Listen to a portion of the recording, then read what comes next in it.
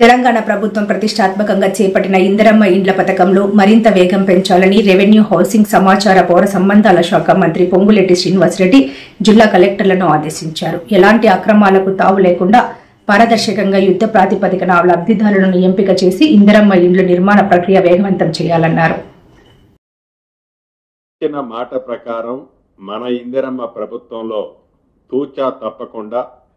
చిత్తశుద్ధితో ఇది ప్రజల ప్రభుత్వం, పేదోడి ప్రభుత్వం అనే విధంగా సంక్షేమ కార్యక్రమాలని చేయాలి అని దృఢ సంకల్పంతో తల తాకట్టు పెట్టైనా పేదవాడికి అండగా ఉండాలి, రైతన్నకి అండగా ఉండాలని మన ప్రభుత్వం ఈ 26వ తారీఖు నాడు గ్రామ సభల్లో ఈ ప్రభుత్వం ప్రజల ముందే ప్రతి అంశాన్ని మొదటి నుంచి అన్ని కార్యక్రమాలని ప్రజలలో చర్చించిన తర్వాతే చేసే అలవాటు ఉన్న మన ఇందిరమ్మ ప్రభుత్వంలో ప్రజల మధ్యకు గ్రామ సభలు పెట్టి ప్రతి అంశాన్ని చర్చించి